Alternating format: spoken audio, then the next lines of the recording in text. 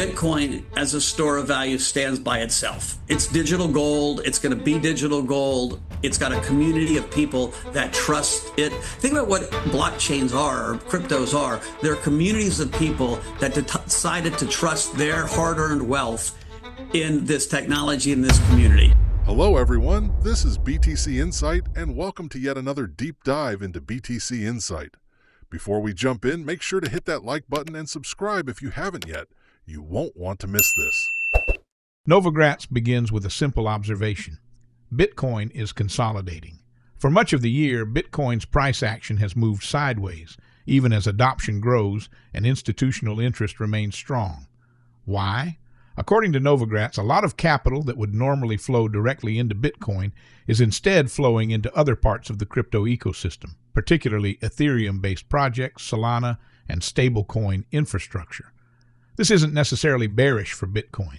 In fact, he argues it's a healthy sign of a maturing market, where investors are diversifying across multiple use cases instead of treating Bitcoin as the only option. He does, however, expect another big Bitcoin surge by year's end, particularly as the U.S. Federal Reserve moves toward rate cuts. For Novogratz, monetary policy remains one of the biggest drivers of Bitcoin adoption. A looser Fed, combined with rising distrust in governments and financial systems, sets the stage for Bitcoin to keep climbing as digital gold. Bitcoin's in a consolidation right now, partly because you're seeing a lot of these treasury companies in other coins take their shot, right? So Tom Lee's company, the Ethereum company, have come. We closed just yesterday $1.65 billion in Forward Industries, a Solana ecosystem company, which I'd love to talk about in a second. That's bringing energy into the crypto space. It's bringing money into the crypto space. And Bitcoin is kind of going sideways a little bit, I think, while these other ecosystems are having their moment. I think probably we have another big surge up towards the end of the year in Bitcoin as the Fed starts the cutting cycle. And this kind of crypto idea just keeps gaining momentum. It's interesting. The SEC chair about 2 weeks ago, Paul Atkins, said he wants all markets to move on chain. And that is such a radical departure from where we were. And it's a radical statement. And that wasn't a one-off speech, right? We continue every couple days. There's another comment that's pushing things in the right direction. You saw NASDAQ's announcement yesterday. I've been saying for, years, this blockchain revolution really had just been Bitcoin as a store of value and then stable coins as cross-border payments. And what had held us back was blockchains being fast enough, safe enough, secure enough, and trusted enough, and more importantly, a regulatory framework that allowed people to experiment.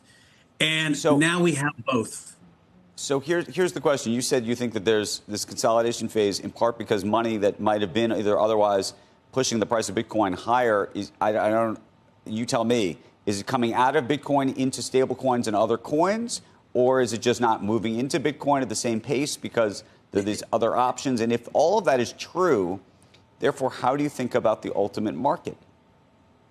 Well, listen, I think crypto market is $4.5 trillion, right? Global wealth market is $400 trillion. And so we got a long way to go, right? We're just getting started.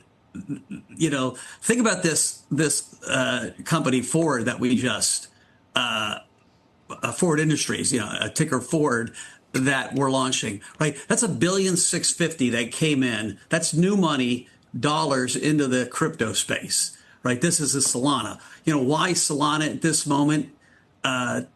Total transactions per second Solana can do in a day is 14 billion. That's more than total transactions on equities, fixed income, commodities, and foreign exchange, right? And so you've got a blockchain that's now fast enough, tailor-made to be the blockchain for financial markets. And you got an SEC chair saying, I want you to build on chain. And so those two things are lining up. I'm calling this the season of soul. But right behind us You've got Dan Moorhead, who's coming with a Sol fund, a Sol treasury company, and then you've got 2 ETFs coming right after that. Novogratz also addresses the role of Ethereum in this evolving landscape. Ethereum has its own community, narrative, and use cases, particularly around smart contracts, DeFi, and NFTs. It will inevitably compete with Solana and other blockchains, but Novogratz doesn't see this as a zero-sum game. Instead, he views it as healthy competition, driving innovation and scalability across the board. The reality, as he explains, is that we're unlikely to see one blockchain to rule them all. Different blockchains will serve different functions, and over time, bridges will connect them. What matters most is that money continues to flow into the space, regardless of which chain wins out in the short term. Bitcoin as a store of value stands by itself. It's digital gold. It's going to be digital gold. It's got a community of people that trust it. Think about what blockchains are, or cryptos are. They're communities of people that decided to trust their hard-earned wealth in this technology, in this community, because they don't trust, because we have a breakdown in trust in the government, in between political parties, between countries, right? Trust is in a bear market and an accelerating one. And so I think Bitcoin's going nowhere but up over time. Ethereum has its own community and its own narrative and its own use case. Yes, it will compete against Solana and other blockchains, but it's not like we're going to have one blockchain to rule them all. And so this is healthy competition to kind of rebuild the financial architecture that the whole world runs on.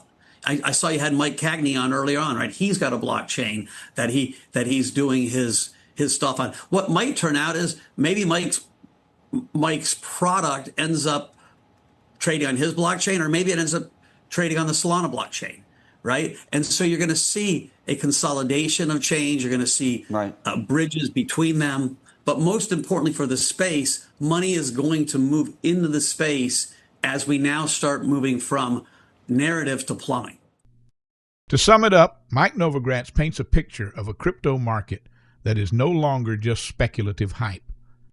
Bitcoin remains the anchor, digital gold in an age of declining trust. Solana is stepping into the spotlight, potentially becoming the blockchain backbone for global finance. Ethereum continues to innovate, competing and collaborating in equal measure. And most importantly, the industry is shifting from lofty narratives to the real plumbing that will support trillions of dollars in transactions. That's it for today's look into BTC Insight. If you enjoyed this deep dive, hit that like button, drop your thoughts in the comments, and subscribe to stay on top of all the latest insights. Keep questioning, keep learning, and we'll catch you in the next one.